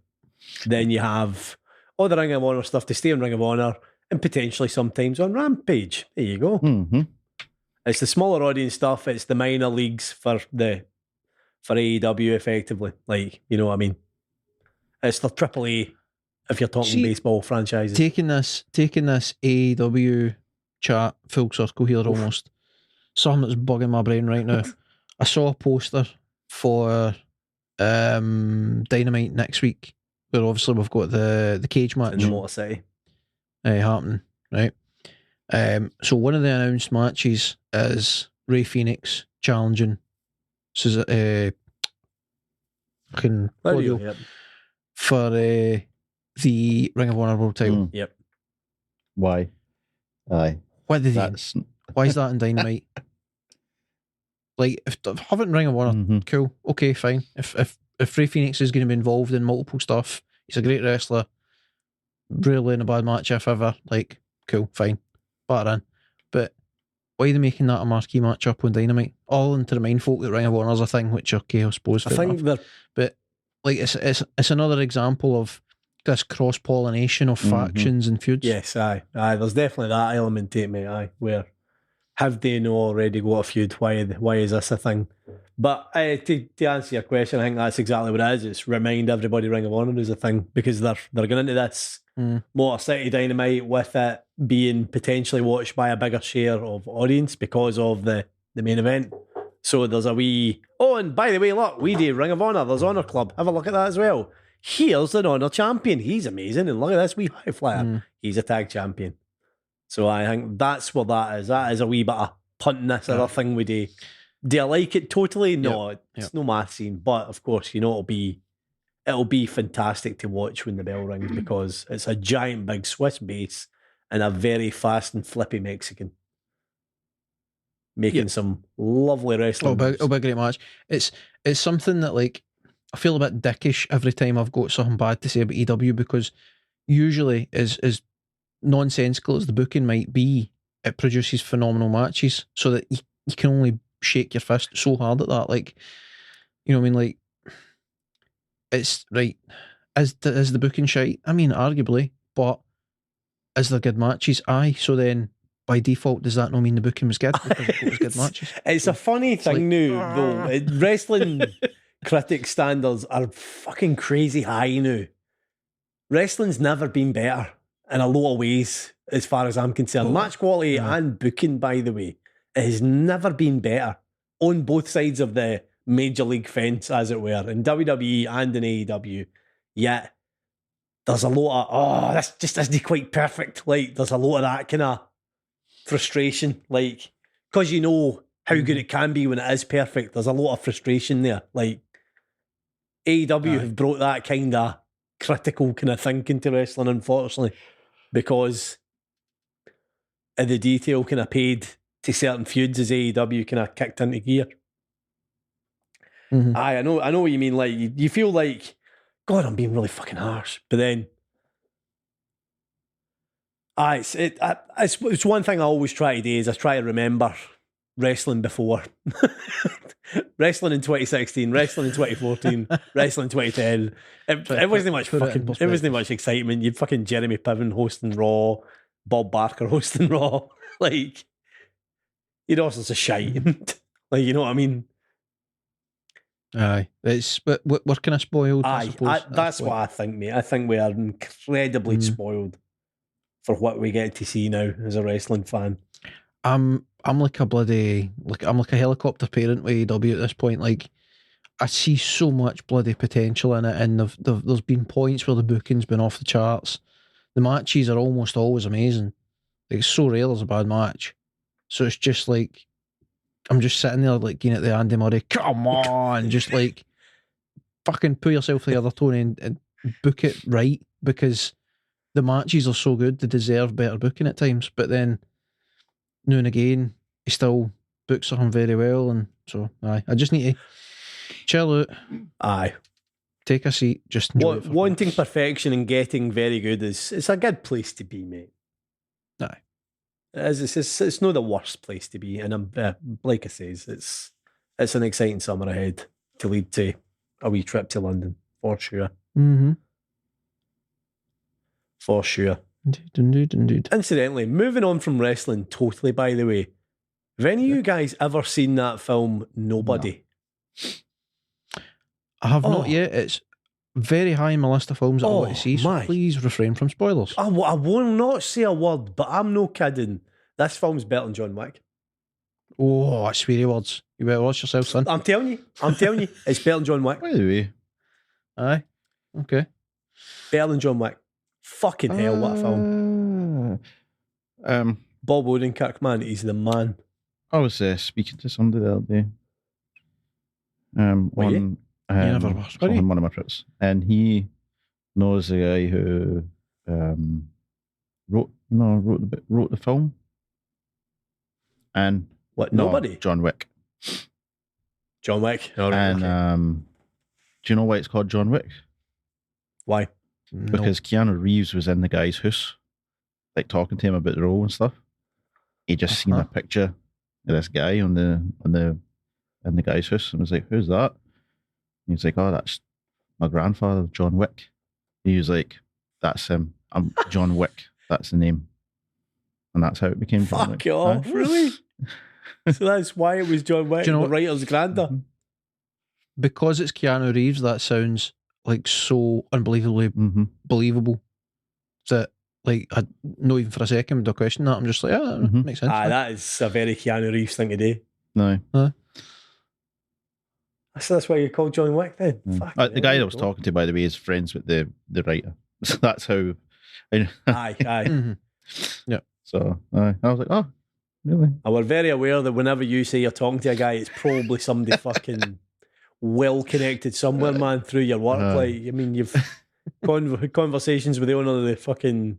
What was the big one? Was that American football team owner you spoke to something like that before?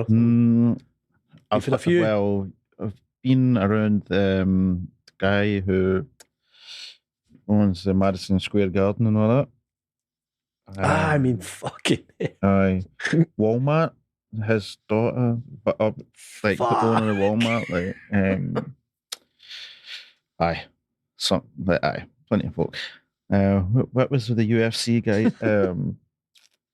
He was the head of. Oh crap! Can't mind. Marketing. Really, for UFC? Fuck. That's a well-connected job, man. You see Big a lot of folk like basketball that, player. What was his name? The Greek Freak. Atin Kupo. He was at this. Giannis. Fuck. No. Was his brothers there with him? No. Him and his buds. Just him? No. Fuck, he usually goes everywhere because he's got two brothers that are basketball aye. players as well. But a lot of time they come in for photo, like get marketing shit and stuff like that. I didn't tell you that the other day a company flew in Flowrider to play for the staff. Really? Did a quick wee concert. For real? Cool. Dave Chappelle. That's fantastic. Dave Chappelle. Fucking hell, that's wild. A lot of folks. Did you get anyone near him? I was No. right there, man. He was like, "Oh yeah, it's happening." Fuck. Good. I was like, huh? Apparently he's a proper gent, man. Yeah, he was. There was Is he a alright? bunch Aye. of folk got pictures and that with him. Not me. I'm That's fucking not about all class. that. You're not about all that. No, I mean, Chasing the clout. I'm not chasing the clout, picture man. with him's not got to do nothing for me. So like, that's yeah, Fair play, man. plenty of folk though. But aye, just thought I'd throw that in there, just because you said that. That was a good name drop. Fair play, man. Nobody. You know, I think I've seen. Wait there, let me see. Because I watch stuff all the time, right? Waiting. And I forget. Right. Like, so my brain just purges shit. I'm just like, fuck it. It's not what's This information is no longer valuable. Delete. like, Your brain deletes information like Matt Hardy deletes fucking mid-card wrestlers. if I see the trailer, I'll maybe. Yeah. Oh, you found it quick. I've seen this movie. Aye. It's pretty good actually. What's that? Nobody. Nobody. So you circle back to I mean, how did I mean? That's. I swear, I'm a cue card for the fucking pair of you. that was like fucking Billy Connolly. From That was Billy Connolly. Man. Yes, he just fucking zoomed right back round to the start. Oh, good. Sorry. But I'm right. It's a fucking hell of a It movie. is actually quite a fucking good movie. Yes. Fucking genius. Aye. The choreography is fucking on point, and at times it is hilarious in a kind of dark way. It's honestly, I would have never thought the fucking gimpy lawyer for Breaking Bad would have been as good as that in a film like that. But my God, Never Call Saul. it's incredible. It's Me and Lisa watched it and we were popping like it was wrestling. Oh, every fucking few minutes. I watched the Sweet Tooth, the rest of Sweet Tooth the other day. Oh, did you? Second season. We've watched one episode. Aye. Was it good? It was good, aye. Just waiting for the third and last decent. season now. That's right, yeah, it's the final season. Well, the third one will be I there. need to catch up with that, actually. Have you watched The Night Agent? Yes, I very much enjoyed it, mate. Me too. Aye. The On Night Netflix. Agent. Netflix, mate. Pass. It's kind of like some sort of Jason Bourne sort of thing. I think I would describe it like, innit? Kinda. Not quite, but No, it's a pretty shite comparison. I know. it's kind of like Jason Bourne, but without him being fucking, without him losing his memory, kind of thing. Aye. Been a sleeper. I saw the kind of CIA kind of shite and kind of deep state kind of part. Aye. It's very enjoyable. Good though, very good. Mm-hmm. Aye. I was the same, Harvey. We blitzed that in about a fortnight, mate. Oh, I fucking did it in a day and a half. Up and back. A day and a half, yeah. My day off. Fucking hell, that is a pinch. Oh, God. Outstanding. What have you been watching, Michael? Myself and the missus have just started watching the final season of Brooklyn Nine-Nine because that's it finally hit Netflix. Christ, aye. I see I fell away from it. So it's As much as no, that's not by choice. The final season. Well, it was by choice. They Well, let the shit that was is that going on like- in America at the time. Aye, they were like, "Oh, I don't think it's right for us to be." Aye, They decided that Polish were no longer friendly, so they couldn't be Aye. funny about it. I think Mhm. was a bit just that they didn't want to offend folk. It's a oh. But then they've the first couple of episodes they've been kind of heavy-handed on talking about the state of like public's relationship with the Polish. Yep. And that. Right. But I mean, so far so funny. I've enjoyed it so Oh, far. well, as long as it's 4 or still 5 funny and episodes not in, taking it so too serious, man. last That was the season, kind of so- thing about it, Aye. man. No, it doesn't take itself serious. It kind of, it's being funny about serious things, but it's funny though. Aye. So that bit, mate, I just Brooklyn Nine-Nine. No, I get very little TV time these days, man. Very little. I'll watch like on a sort of average week. I'll have UFC, Formula One if it's on, a fit big M or two, and then if there's like a one championship or something like that, I might manage to watch some of it. Like if I've got the time. You got the time. And then if I can squeeze in a couple of episodes of a TV show, I'm doing well. Fair play, man. My through the week thing with my daughter is currently BoJack Horseman. Oh, Mate. that's epic, man, having somebody to rewatch it with. Oh, mate, honestly. See the later series, I've only watched them once. To see rewatch them, this is only my second watch through. Some of the episodes I was quite happy to never watch again, man. Fuck me. We just watched the one called Time's Arrow where it's Beatrice with dementia. BoJack's mum. Oh, right. Aye. Fuck, man, that's a brutal episode of telly. It's awesome, but fucking hell is it sad. The levels of like emotion and stuff that they deal with in BoJack, for like on the face of it, like you look at the aesthetic of it, it's so ridiculous looking. Aye.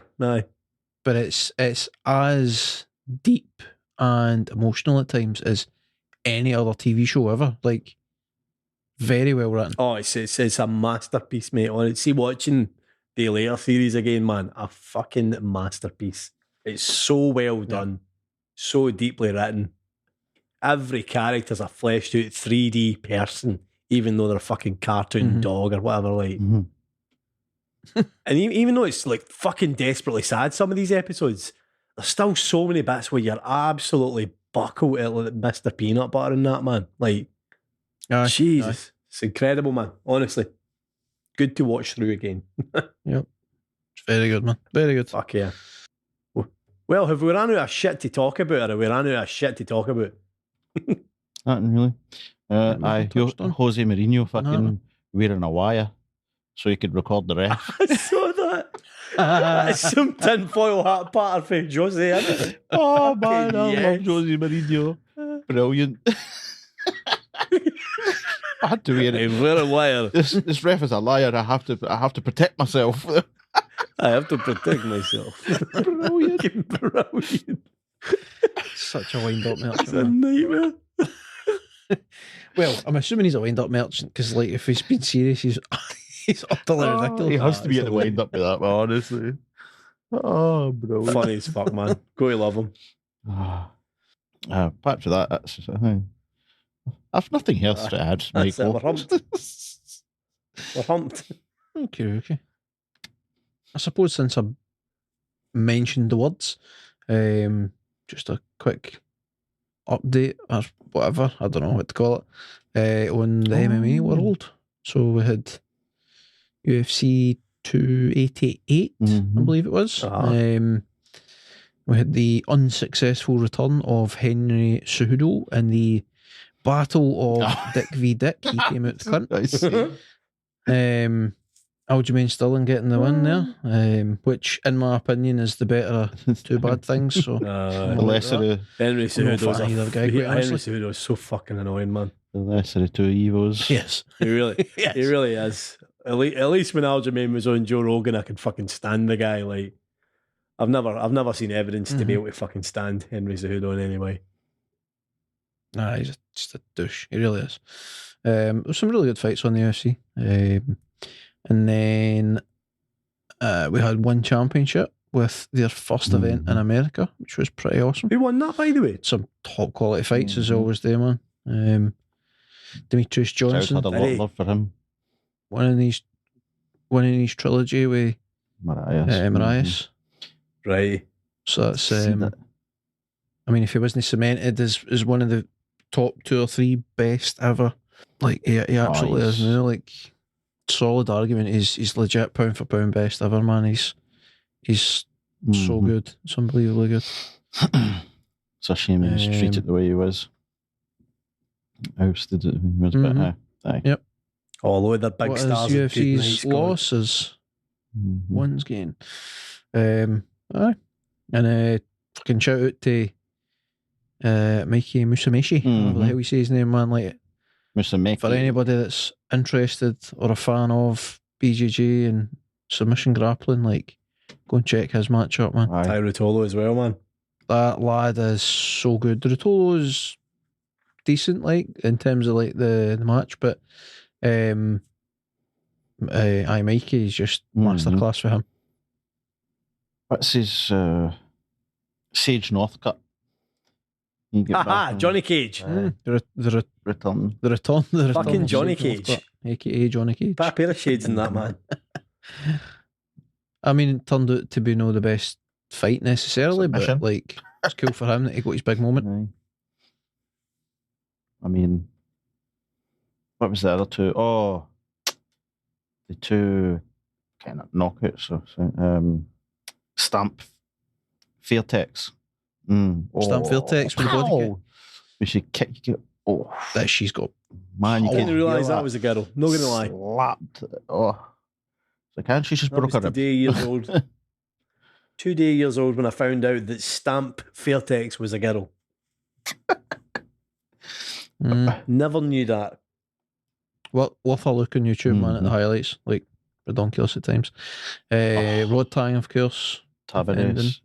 I got a hell of an elbow right to this. Oh, Rod Tang was like just disrespectful, man. Like, he's dancing before the fight and everything. Like, he just felt no threat at all no, I at don't any think- point in that. aye. He wasn't troubled in the slightest. Like, he was I a think party, man. sometimes they obviously Beating that Rod guy Tang is like the bee's knees. You know what I mean? But there's times where he must just know, like, there's nothing. What am I going to be afraid of? Like, you know what I mean?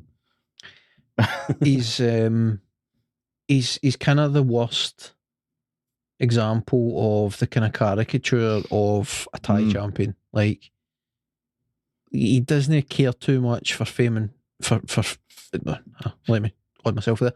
He doesn't care too much for sort of fame and notoriety. It's just like he's just doing his job, making money, and he probably smokes and drinks and parties like nobody's business. 100%. He's smoked about 20 fags in that fucking Saturday night after that fight, ain't he, man? Oh, man. Not even cigars, actual fags, like, just fucking firing away, cutting about dancing. Who was it that came in and challenged Mighty Mouse? It was John. I'd say Russian, but he's probably not Russian. But he's for that part of the world. Might be for Kazakhstan or somewhere. What's the fella's name? It's unquestionably got a Lamov or something in it. Lamov. It's got an M in it. Yeah, it's one of them. I'm probably going to have to delete that. That's very racist. I shouldn't say that. Say that.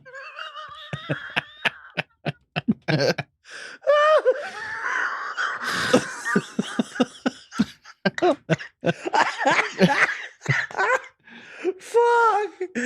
Oh, you brought me there. Right, I'm alright. I'm alright. Akhmetov.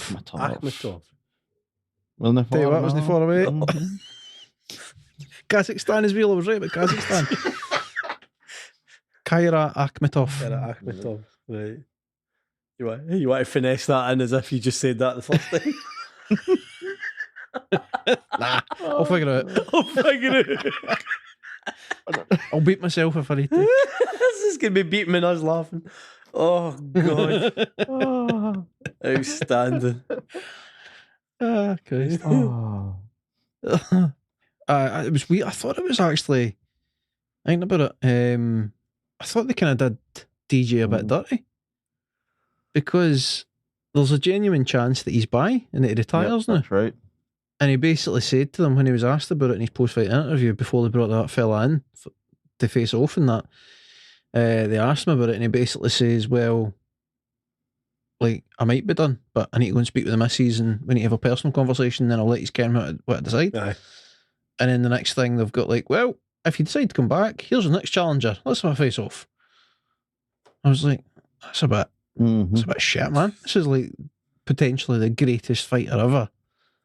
And like, you know what I mean? We're talking about he might be by, like he might be retiring, and then you're just going to shove some random guy in his face. Like, here's what you could have won. Don't know, weird. Probably panicking, man. That's one of their cash cows, though, isn't it? Like, I mean, to be fair, for a business, in a business sense, like they probably desperately wanted to have a moment there. Like they wanted a big face-off in front of that American audience because they're trying to sell themselves to America. So they want the potential American stars to be winning, and then they want to be having compelling sort of post-fight angles and face-offs to have them tune in to the next show and look out for, like, they want the fans like watching one championship on a weekly basis as they build towards DJ's next matchup. Assuming he has one. Speaking of post-fights, by the way, I can see why they would do it. What about the bloody post-fight in the UFC? Have you seen? Sugar? Aye, but not just Sugar. Merab Dishvili getting the jacket. Aye. How is that man got Sugar's jacket on? Because Sugar took his jacket off and just sort of held it to the side, and Dishvili, you can actually see him on the live like UFC footage. You can see him standing in camera shot, smiling with this like wee boy, like cheeky 5-year-old boy's face, smiling like, I'm going to take his jacket. I've got his jacket. He just, like, because Sean O'Malley's looking for somebody to take the jacket off him so as he can have his face off. So he's expecting it to be like some wee like intern working for the UFC running up and be like, yes, Mr. O'Malley, sir, I'll take your jacket, sir. But it's actually... It's actually Dishvili. He's like, yoink. He's played an absolute blinder, and man. you can see him like walking off camera, starting to put the jacket on. He's always sitting up on top of the cage, like, waving at the fans. Played a blinder. Well done. Just so stupid, but it was quite funny, to be fair. Accidental comedy gold. Well, deliberate in his case, man. In Dishvili's case, complete comedy gold. Absolute mad lad. And to be fair, like, Sean O'Malley's got a style unto his own, but what's he doing dressing like bloody Michael Jackson at the Thriller video? Like, honestly. That's been him for day one, though, isn't it, man, with the crazy hair and the fucking sort of style of banter and all that. Like he's a very unique kind of guy. He's an absolute anomaly. Like he should have been a keyboard warrior. That's what he should have been. He should be like a gamer person who never leaves his bedroom, but instead he's a world-class fighter somehow. Just happens to be really good at it. Aye. Some boy. And he can Wild, man. he's natural at it, but two, he can actually fund himself well. Aye, like he makes up for the fact that he doesn't get paid enough in the cage by making money. He's got his other forms of income to make sure he's got a very comfy life. And the best coaching staff, etc. Yeah, he has that other. Oh well, I mean, he basically kind of partnered with his head coach, and they kind of built a gym and brought folk in and everything else. So yeah, absolutely, man, absolutely. Very much looking forward to that matchup. Actually, September Sterling seems to be versus the top. O'Malley, aye. Aljamain Sterling and Aye, that I will make sure and set time aside for so I can watch that, because that will be fantastic. Aye, agreed. I think Sean O'Malley's had a bad matchup for Aljamain Sterling. Like Sterling, as much as he's a dick, like he is very good and very well rounded, but O'Malley's somebody that can potentially get in his head. He's somebody that can give him absolute fits fighting at range or fighting in close. The big thing for Sterling is going to be takedowns and ground control. But O'Malley, like, he has a good guard. He's threatening. Oh, he's a sniper, aye. It's a really interesting matchup. I've got to say. I mean, it's you could just see it. You could imagine a scenario where Sterling is a bit careless and tries to look for the takedown and gets totally and utterly fucked for it. Like, I mean, that's not against Sterling. Sterling's obviously a very good champion, and he's kind of proven to be so. Even if you maybe don't like his patter, but aye, his patter. I could envisage a situation where he does try to rush too quick to a takedown and gets picked off, like, and made look very normal. Well, he could legit run straight onto like a straight left or right, or dive into a big flying knee or something. It could definitely happen. So. Makes it really interesting. But I mean, the same token, Sterling could just drown O'Malley with takedowns and ground control for 3 or 4 rounds until he's gassed. That could also happen. But yes, the risk we take. One final thing actually before we finish up.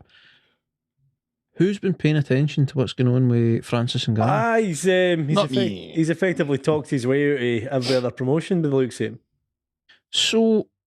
Aye. Now, I don't have any definitive answers as to what's going on, but basically, because some like Arab folks or whatever got involved with the boxing, and it would seem we're going the route of Anthony Joshua and Deontay Wilder, and then Tyson Fury and Usyk all fighting in the same night. That seems to be the chatter with the boxing. That's took away any potential for big boxing match for Ngannou for the next wee bit. So that puts him back towards focusing on the MMA. So the chat is that he's essentially got a deal done with PFL, and that we're just waiting on the announcement. And so that's going to be where he is.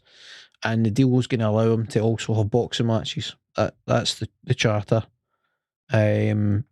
But in the interim, while we're waiting on that announcement, he's had some sort of talks with Bellator and some sort of talks with One Championship. And then both Bellator and One have distanced themselves from Ngannou and said that he's not been reasonable, he's asking for too much, blah de blah. And Chartry for One Championship went as far as to say that he had offered Ngannou a guaranteed 20 million per fight, but Ngannou turned it down, not because it was too much money, but because he was asking for non-fighting stuff. He wanted to be on some sort of board. I don't know if it was the board of the company or what it was, plus other things that he didn't go into. So basically he's kind of flung a wee bit of shade at Ngannou and said that Ngannou's been unreasonable. But I think what's happening is Ngannou's came from the UFC, where he's been champion or trying to champion sort of fighters' rights, and Talking up how fighters should be more involved in company decisions. They should be through a union or whatever, obviously. They should, be getting paid better. They should have better medical insurance and support and stuff like that, etc., etc. There's a long list of stuff. So it's possible that he's swung maybe too far in the other direction and he's overstepping in a sense, in terms of signing his deal. But I think what's maybe happened is he has probably been asking quite a lot, but probably because he didn't really want to go fight there. And so if he's going to go fight in Bellator, or if he's going to go fight in one, he wants it to be really worth his while and also set a precedent for other fighters to follow. Yeah. That's how I'm looking at it. But he's been getting slated by some by saying that he's asking for too much and he's this and he's that. And he's like shit the bed, and now he's going to disappear into the ether because he's not going to get a big boxing fight, and unless he settles for basically nothing, none of the main promotions are going to take him now. And there's some not so nice things been said about him. Do you think that's a wee bit of an agenda because he's challenging the way MMA promotion works? Mm-hmm. As opposed to price it. Mm-hmm. Aye. So I'm very much expecting within the next week or so to hear an announcement that he's officially signed with PFL, and he's probably going to get 5 million or 10 million per fight guaranteed. They'll no doubt have him, and if he might not sign in time for the heavyweight tournament this year, but he'd be a shoo-in for the heavyweight tournament next year, sort of thing. And no doubt he'll be allowed to take boxing matches, and he'll have just about everything he wants, I would imagine. PFL would, because they're in a position where they've got a bit of money about them now, and they are really trying to establish themselves. One championship, they'll know that they've surpassed that. They've cemented themselves as the number one in Asia. They're really stepping hard into America. To be fair, it would be good for them to have Ngannou. Oh, definitely, aye. Because he's a known quantity in America. But they're pretty set in how they're running things. Bellator, they've got a model that seems to work for them. Probably the less said about it, the better, but they're not known for caring too much about having the absolute best of the best, if we're being honest. Whereas the PFL, they want to rock the boat. They want to sort of offer a different look, a different product, and they want to appeal to an American audience first and foremost because of the structure they're taking.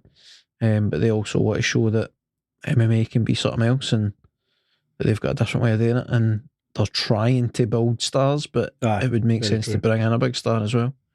So I think they would bow down and do whatever Ngannou wanted. Fair play. Watch this space. ... See Shall we call it? Get ourselves out of here. Okay, well, on that somewhat serious note, reporting news. we shall bid you adieu. If you have been, thank you very much for listening. If you've any interest in winning the AEW tickets that I mentioned earlier, please keep an eye on things on the socials and keep listening to the podcast. Tell your buddies, get them involved, and details will be forthcoming in the near future. Thanks very much. I've been Mick, I've been Harvey and Paul. Peace out. Ciao. Catch us later, driver. Tatty bye. Bye bye.